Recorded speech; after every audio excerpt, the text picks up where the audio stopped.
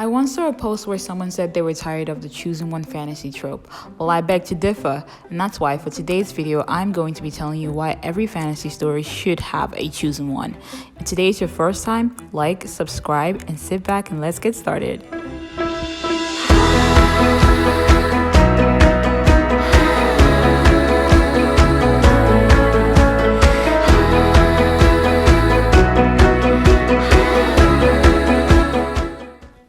When it comes to fantasy stories, I have a very strong opinion because I love reading and writing fantasy stories. In fact, the first ever story that I wrote on Wattpad back in 2018 is a fantasy story. The story is still ongoing and has about 45 chapters and counting because I don't know how many chapters it'll have by the time you're watching this video. So you have to trust what I say when I say chosen ones deserve to be in fantasy story and they shouldn't be taken out just because somebody's tired of the trope. I will start backing my arguments with points, but I have to know that while recording in this video right here, I was actually working on chapter 46 of my fantasy story Power and the Queen on Wattpad. You should go check it out. For my first argument, I would like to say that chosen ones do deserve to stay in fantasy stories because they're the chosen ones. If you understand destiny, you'd understand the concept of what's yours is yours and what's not yours is not yours. It's been like that for as long as I can remember. So they deserve to stay. Kind of like Jesus Christ, for example. Jesus Christ was the chosen one, and that's why he had to die.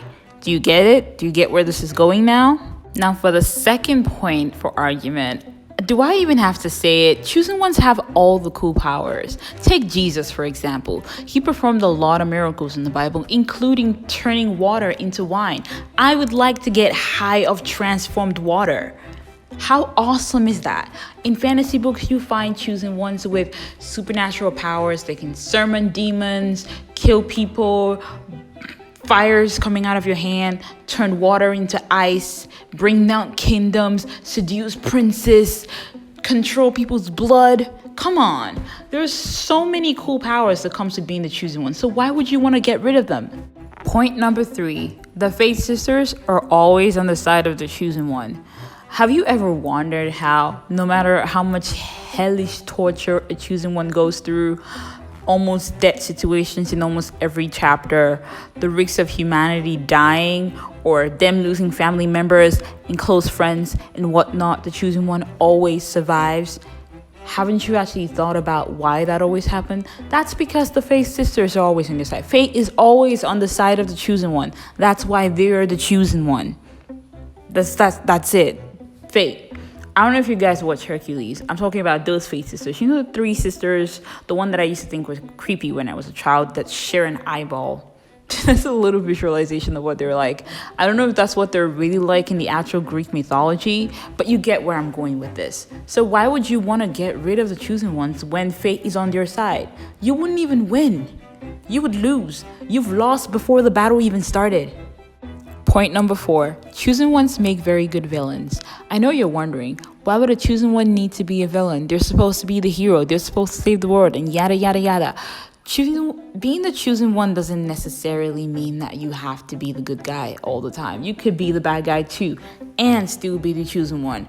Perfect example, Eren Yeager. That name speaks volumes. Do I even have to go into detail at this point? For the sake of those who haven't watched AOT yet, I will not be spoiling. But do some research if you want to find out why Eren Yeager is the perfect chosen one / villain. My favorite fantasy trope is when the hero or the protagonist, which is the chosen one of the story, gets called by humanity to save the world. They finally save the world, and then they get screwed over by humanity, and then they become the villain. That's like a perfect example of what's happening here. So chosen ones could be very good heroes and, saving people and all that, but when they become villains, they're scary, they're powerful, they're awesome and deadly, very deadly. So why would you want to miss out on all of that drama and take them away from fantasy books? Come on. I have more points on why chosen ones deserve to be in fantasy novels and not taking out, but this is going to be my final point for argument in this video. If you want me to make another one, you can make your counter argument in the comments and I will make another video stating more points or countering your own argument. And here is my point. If chosen ones didn't exist, who's gonna save everybody? Most definitely not you, because they've got all the superpowers. Now imagine if you get rid of the one person that can save the life of everyone and save the entire world or the entire kingdom or slay the dragons or marry the prince. Are you gonna marry the prince? Are you gonna marry the demon prince? So many things. Chosen ones are meant for things like that, not people like us. People like us are supposed to read about their feats and say, wow, that was awesome. Now, please, let's stop all of these dramas and leave chosen ones in the books where they belong, fantasy books. If you love the chosen one tropes, do check out my fantasy book on Wattpad called Power and the Queen. There's a link that can take you straight to my Wattpad profile. You can find it on my YouTube channel, like my YouTube channel profile. It's very easy. Just tap on Wattpad and it'll take you straight to my Wattpad profile, and then you can add the book and then read it and tell me what you think. We successfully wrote 2,198 words today, which is a huge win considering we didn't write anything yesterday. So like and subscribe, and I will see you next time. Remember, choosing ones stay in fantasy trope. They belong there.